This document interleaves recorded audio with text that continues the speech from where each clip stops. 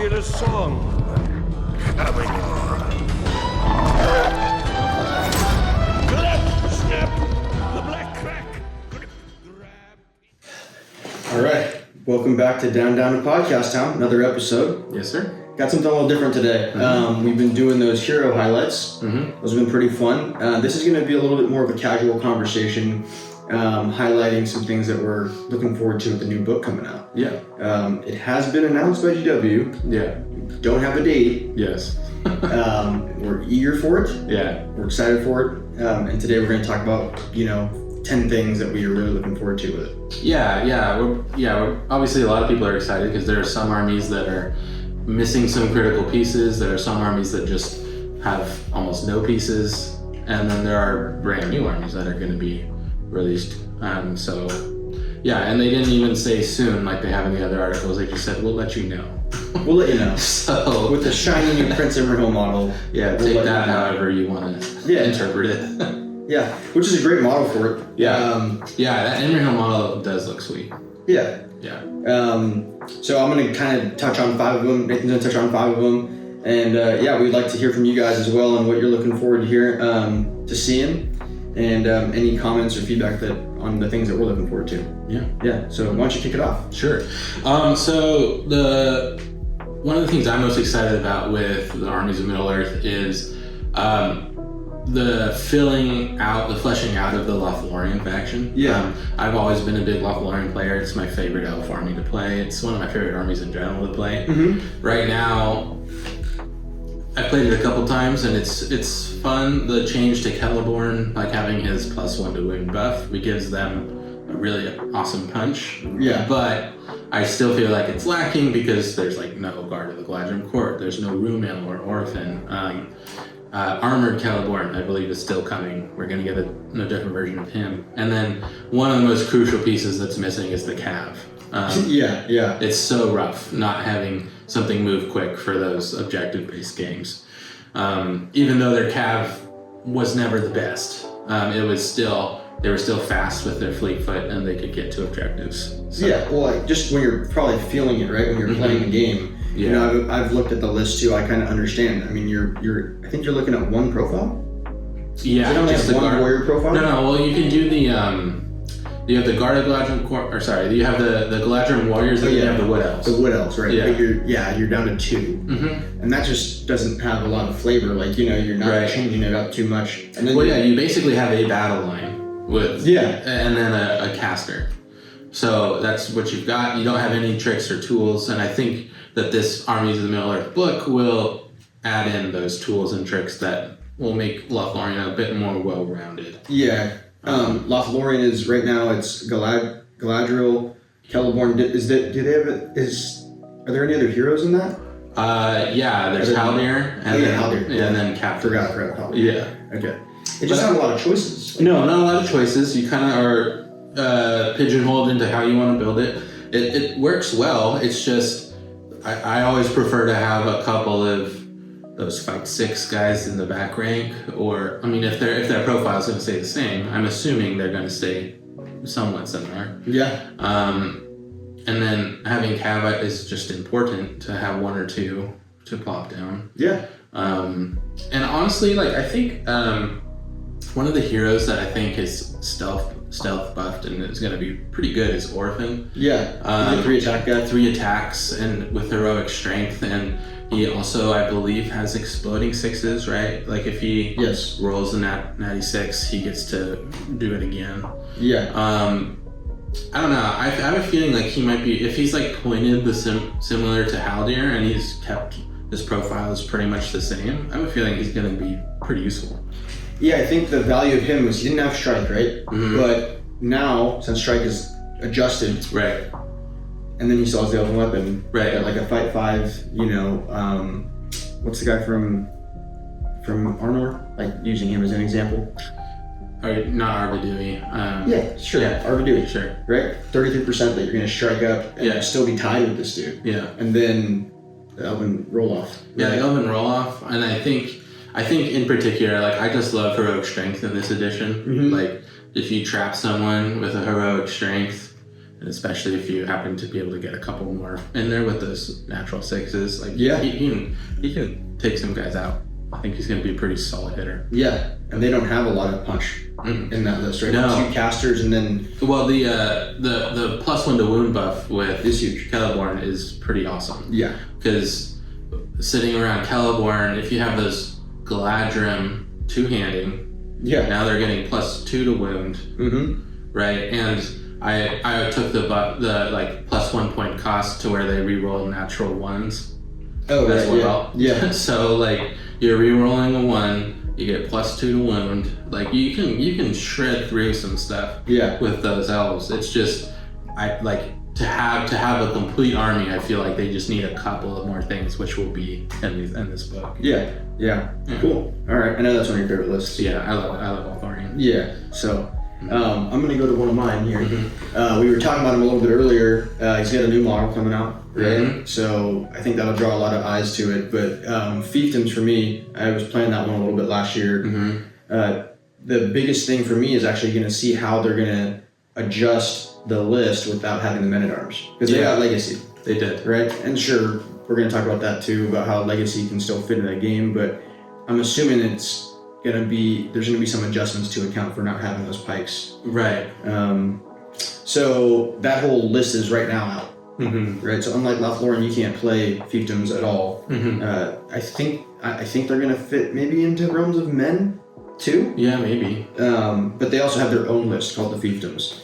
And then I'm assuming some of these guys are going to pop up into the Pelennor list, Defenders of the Pelennor, because Imrahil is there, and I think Forlong's there.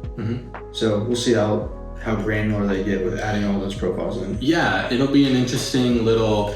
I mean, outside of its own Fiefdoms list, seeing where they pop up will be interesting, because they do kind of... they are kind of prevalent in a lot of different places, like during the War of the Ring era. So it'll be kind of cool to see where they might supplement an army that, I don't know, we don't see coming, but it'll be kind of cool. Yeah, and I think something that drew me to that army was like the cohesiveness of it all, like the buffs from each hero buffing out, and then I don't know, it kind of represents the army well, because they're just different fiefs within Gondor.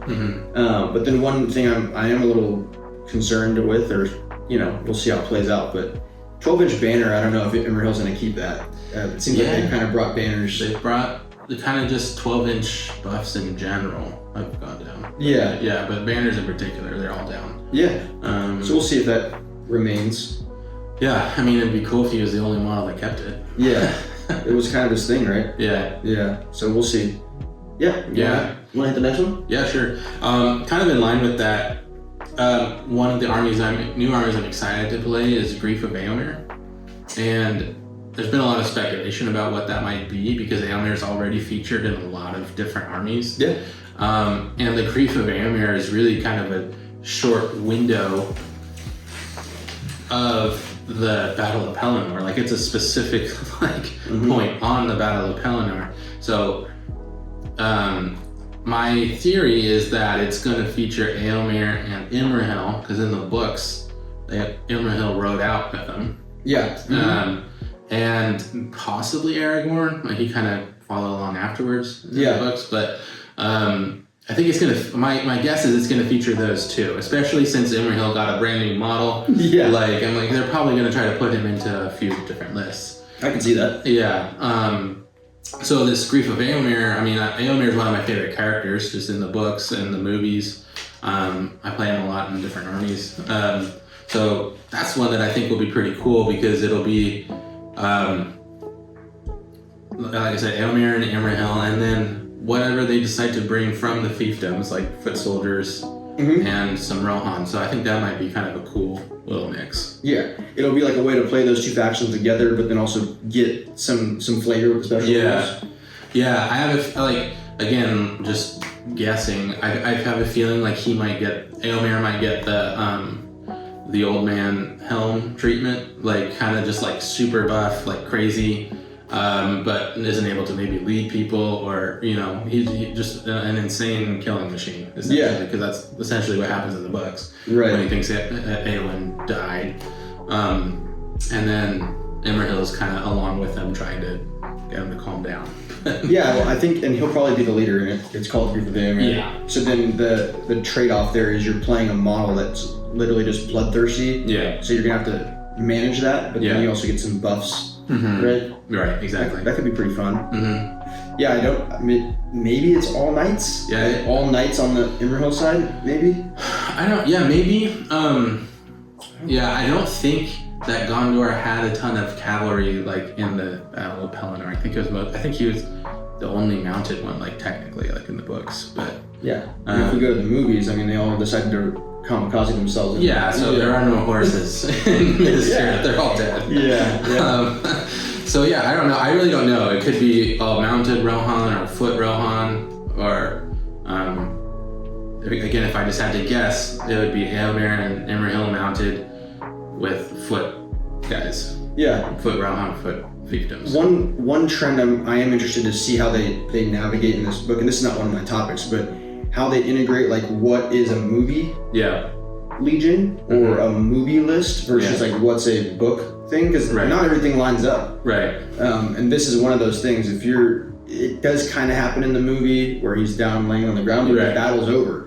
In the books, it's not over yet. No, it's not over. Yeah. And so he takes he rallies up some guys and takes another charge, right? Mm-hmm. Mm-hmm. Yeah. So we'll see how they kind of balance those things. Yeah, I'm excited for it. Okay, another one for me, another good army. Khazad-dum. Yeah. Right? Pretty iconic character in Durin. Yeah. They did legacy Balin. So that whole expedition side of the group is right now going to go into legacy. So I'm mainly focusing on the other side. Mm-hmm. But they took out quite a bit, and so I'm interested to know, the King's Champion's gone. Yeah. The Shield Bearer is gone. Mm-hmm. And so I'm just interested to know, is this going to be a super tight list with not much profiles, or are we going to be getting new profiles? Yeah. They did talk about that, right? Yeah. About new profiles coming in the game. Yeah, they talked about it where they said there will be new profiles that come out with this book as well.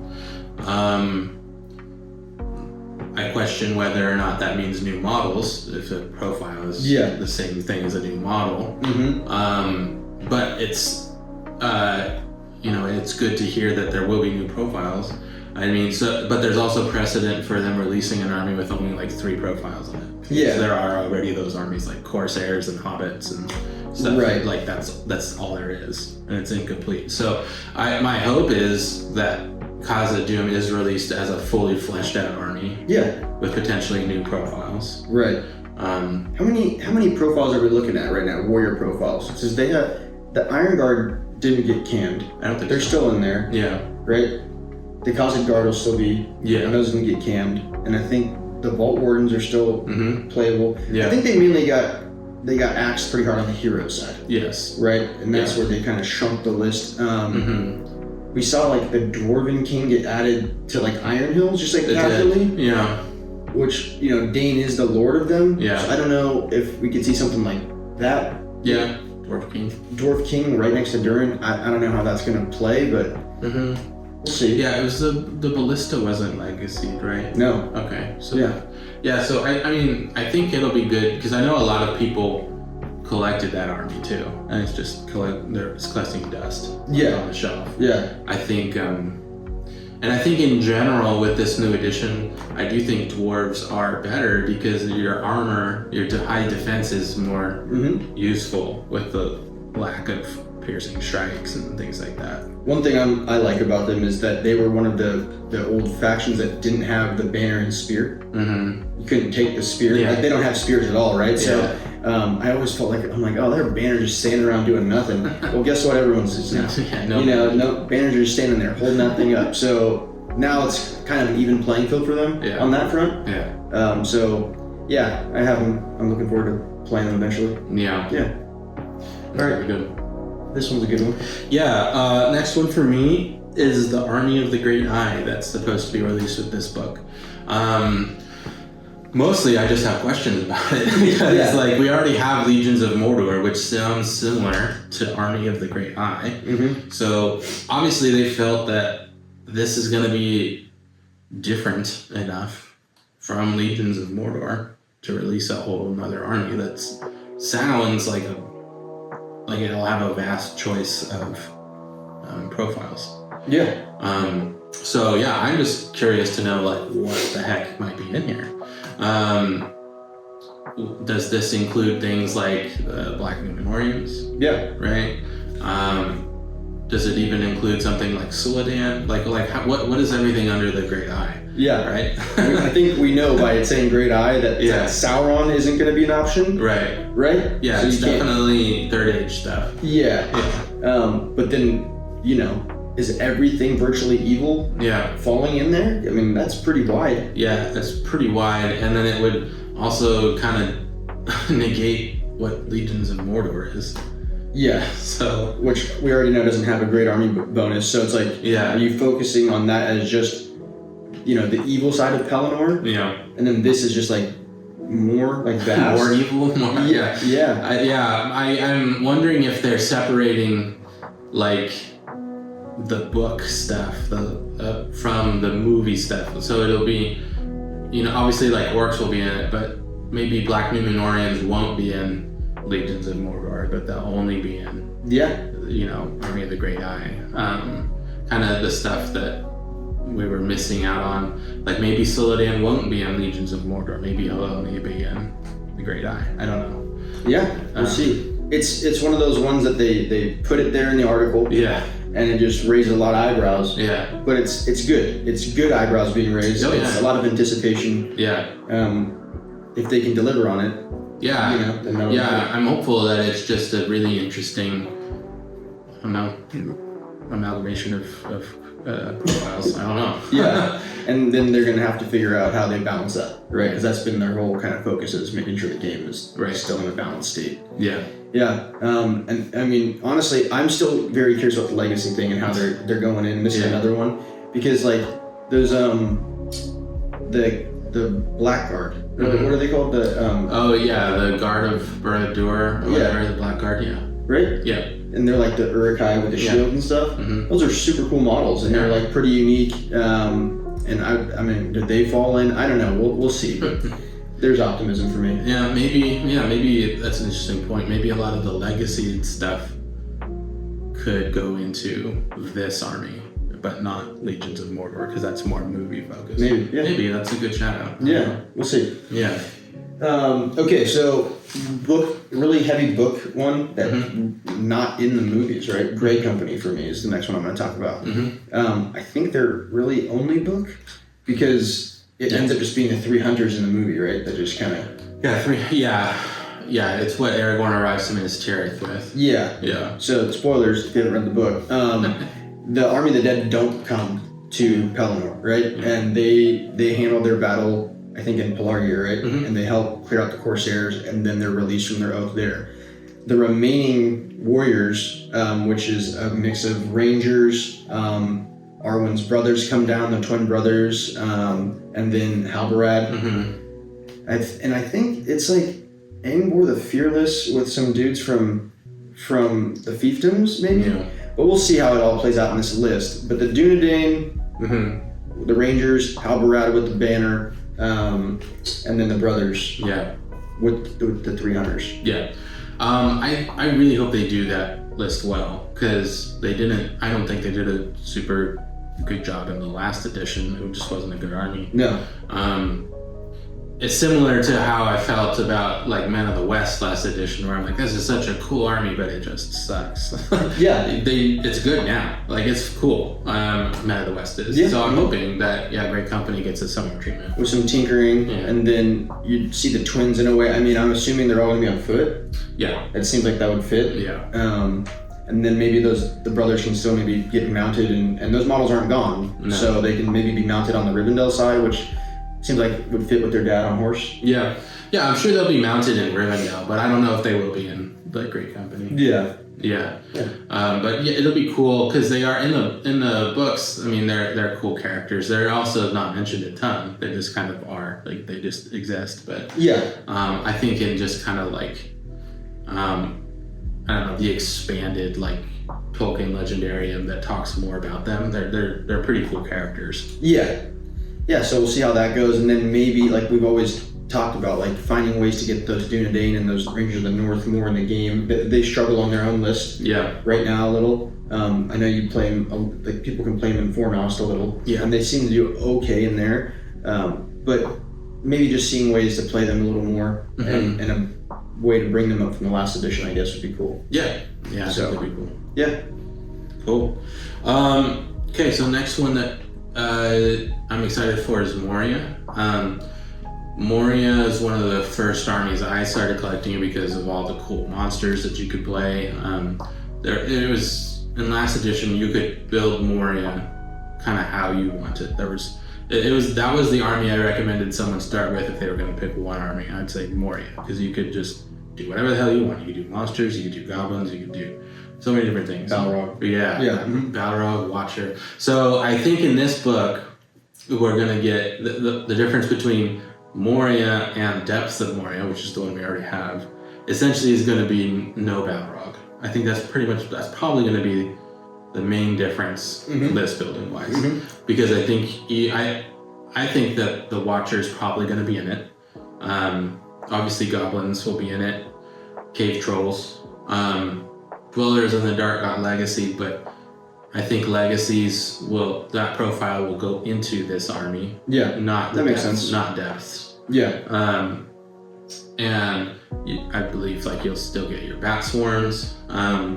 And I think this is the army that the Legacy profiles will go into, like Ashrak and Drew's Hag. Yeah. I think that's Groblog, I think, was one. Yeah. One that got Legacy, I think. Groblog. Is he? It was either him or Durbers. I think Groblog got Legacy, right? Yeah. Durbers is staying. Durbers stayed. Yeah. So I think that's going to be the list where some of the Legacy profiles end up going. What the army bonus is, I have no idea. But I mean, I'm just excited to play like my Cave Drake again. Do you have one? Okay, I don't think I've ever seen you pull it out. Yeah, I haven't played it enough. But of course, it's probably going to be on a different base because they don't have one right now. It's an oval base. Yeah. So gonna have to rebase everything. Prepare. Yeah, prepare for that. But I think just pulling out all the monsters again. One of the profiles. Two of the profiles I'm excited to come back are the Prowlers and the Bats. Yeah. Which I think both will probably also go into Depths of Moria, but they're definitely going to be in this one. Yeah. So. Yeah, I am wondering if the Bats are going to go in. You think the Bats will go into Depths? I'm not sure. I'm less confident about them.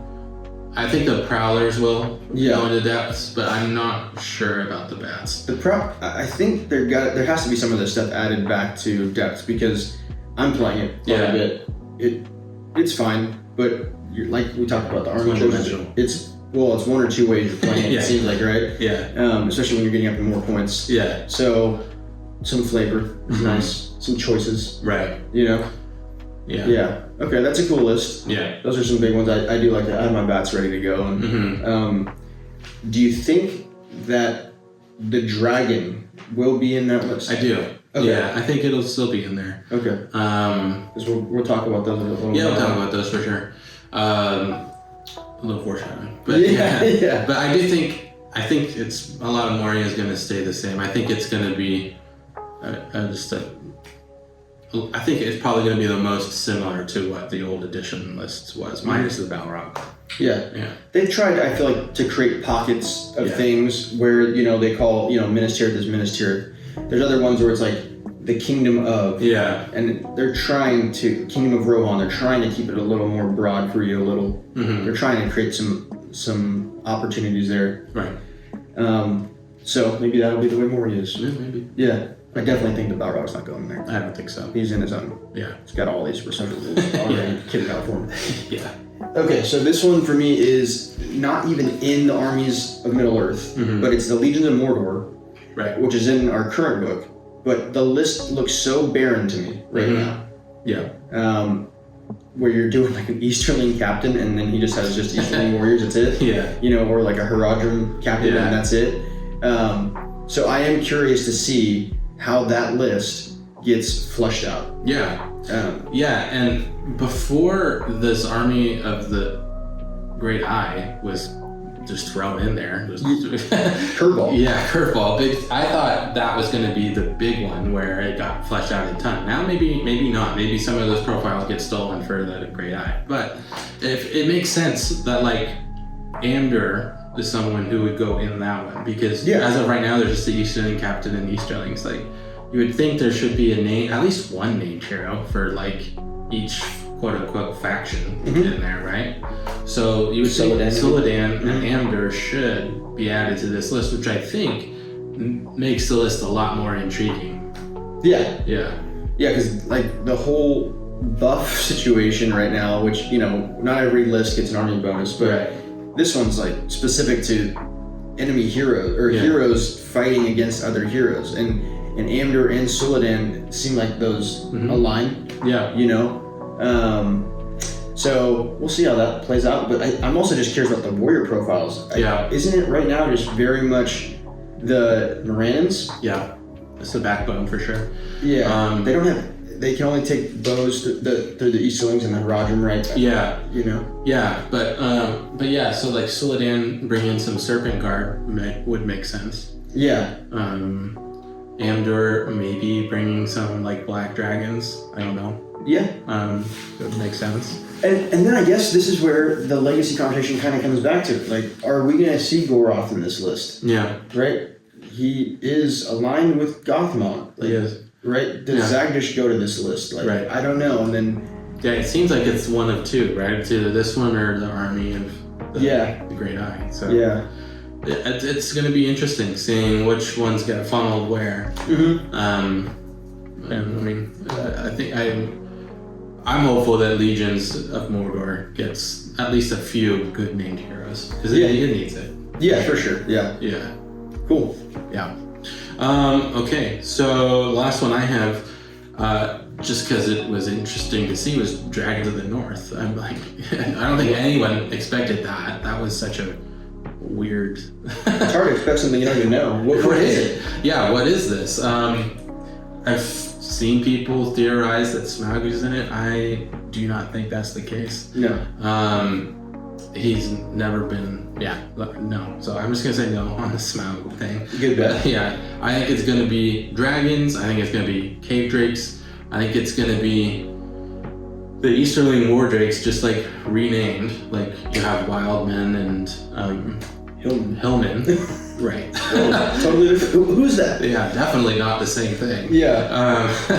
So like having those like war drakes be like the pseudo warriors of could be the dragons. I mean, who knows really, but I think it's exciting just having dragons be represented more. I mean, like, I don't know, they weren't like huge in Tolkien's books to begin with. They were just mythological creatures. I don't know, it's cool to be able to play dragons in general. Maybe we all play fantasy stuff, and dragons are pretty iconic in that realm, right? Maybe they'll be the anti-eagle? Anti-eagle, the Sith to the Eagles. I know, right? Because the Felbees aren't doing it, I'll tell you that. No, they're not. They're struggling. I am curious, like, are we going to get a new model? Like, that's one where a new profile seems like it's easy, like, where they're like, told you, new profiles. It's like, well, you just made up these dragons, or like baby dragons. You know, like, I don't know. But yes, my dragon's sitting over there, and I'm already talking about, you're going to have to rebase you, buddy. Yeah, that's possible. I'm preparing for it. I think it's inevitable. Yeah. And then, like they did the fledglings, right? Like main dragon, and then they tear it down. Yeah.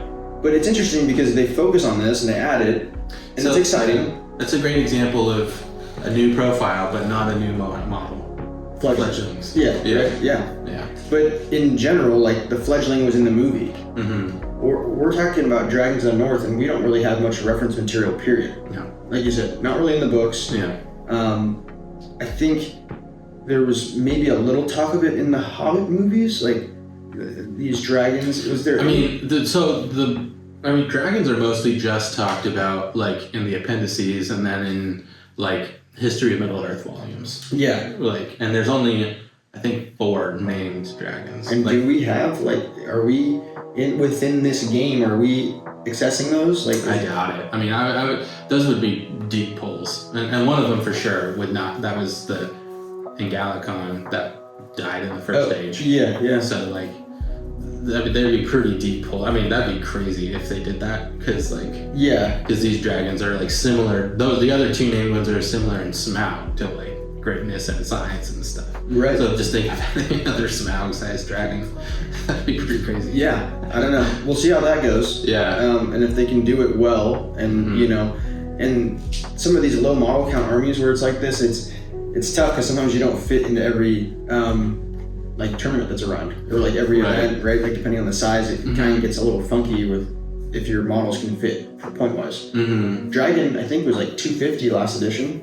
Yeah. And then you like had all these options, kind of like the 50-point options which were like 4 different ones. Yeah, I think so. Like fly, breathe fire, cast magic spells, and then hide, like defense. Yeah.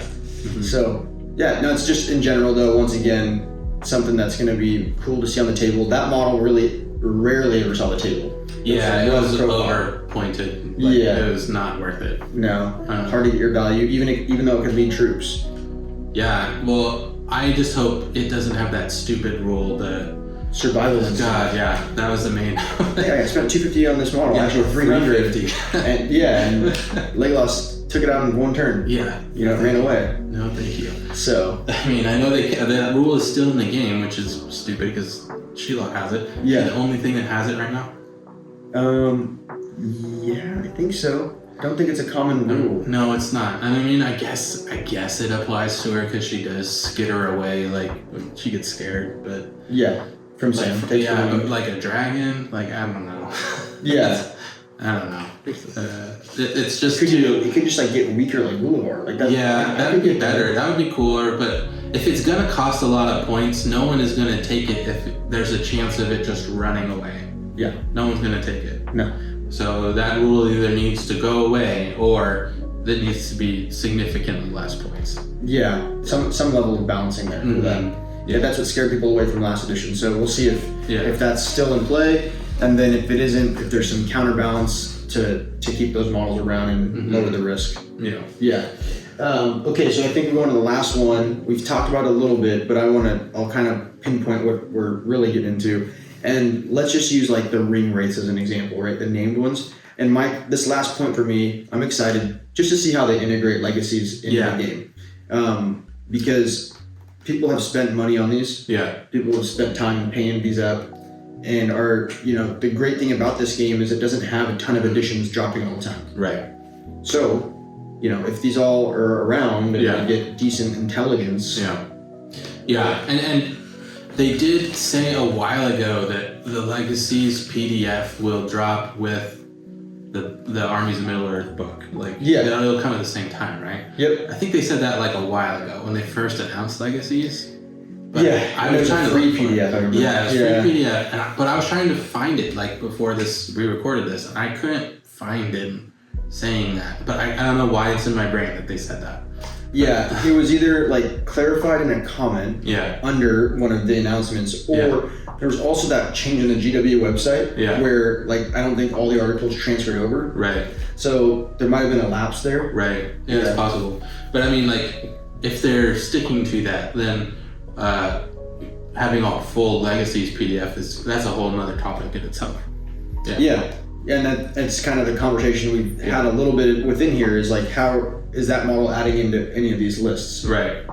And seeing those. But one that I specifically was discussing was the ring wraiths, the named ring wraiths. I think they were so cool. Yeah. Even the ones that weren't like very strong. And I know we all love to still use the Witch King, and he was still most common one. But they added some flavor, and really sometimes you would build almost a whole list around it. Like a guy getting a 6-inch banner in Mordor. There's no other 6-inch banner in Mordor, right? Other than Solodan, which you can clearly see people were hunting for that way to add that into a list, right? And then on the Serpent Horde side, they would use a Betrayer and poison stuff, all the poison stuff. So definitely some cool things, and we'll see if those legacy models, how they fit into the new list, but also if they tinker with any of those rules. Because I think one of them, if I recall, was like the Knight of Umbar. He could match your fight value. Yeah, right? Like combat mimicry stuff. Yeah, but the way it was like worded was really rough. Yeah, and like FAQs clarified that it like wasn't as good as it could be. So yeah, like when you thought it might actually have some value, they were like, no, it doesn't. And then you were like, wow, this guy's like not good. Right. But just having something like that into these lists, I thought was kind of cool. Yeah, I feel like they would add so much flavor to a bunch of different lists, those name ring ranks. Like, I'm hopeful that Legacies is generally like accepted at most tournaments. I mean, that is yet to be determined because we don't know if the profiles will be busted or useless, or if they'll change the game too much. Like, I'm hopeful that they won't, and they'll just add flavor to it and not necessarily be overpowered. You know? Yeah. Because as long as they're not overpowered and they fit into a list, like, personally, like, I don't see why they couldn't be added in. Now, here's one, since we're on the topic, and I'm gonna use the name ring race to apply this. So there's a realms of men, right? Yeah. Super generic, but you can kind of take from this, take from that. So imagine if the army or the Great Eye was something similar. Yeah. Right, where it's just all encompass anything that was following him. Yeah. And then you could kind of like, if you take an orc general, then you gain this bonus, right? And but then he gets those to run those troops. Right. Something kind of like that. Interesting. You know, maybe could work. Yeah. Where you're kind of needing to lean into something, because they don't have models. Yeah. That's the one thing I was going to say. The King of Men doesn't have a model. It's kind of breaking that rule. You can mount it up on a horse. Yeah. You can give it heavy armor and, you know, a shield and a lance. They don't have that model. No. Yeah. So as far as only having models that you can play that they make, they kind of fudge it there. Yeah. And so, you know, maybe something like that on the other side. Yeah. For the evil side. You know. Yeah. I don't know.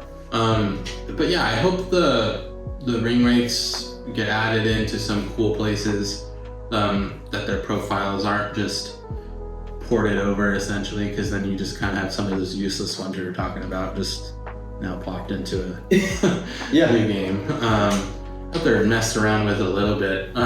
Specifically, I really want Kamul in the game because he is actually a named ring wraith from the book. Yes. So I was really disappointed to see him legacied. I mean, maybe he'll come back somehow in like an official capacity, but like he's a model, he's a ring that should be in the game. Yeah, he's named in the books, right? And then isn't he? Yeah, he's like discussed as the number 2 in command of Dol Guldur once they bounce, right? Once the necromancer bounces. Yeah. When basically at the start of his hunt for the ring in the Third Age, Kamul goes to Dol Guldur. Yeah. So, I mean, he should definitely be in there.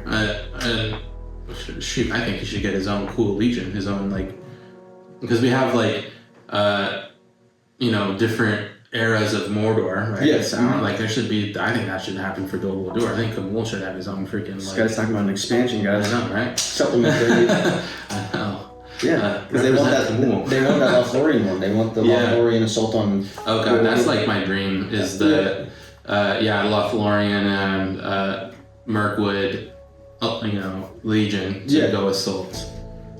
You know, give me Thranduil and give me Lady of Light. Cool. That'd be awesome. Yeah, I think one last thing I was going to say is just overarching thoughts is that the game right now, it's great because we're testing it out. We're getting used to some of the new rules and getting acclimated to some of the changes they made.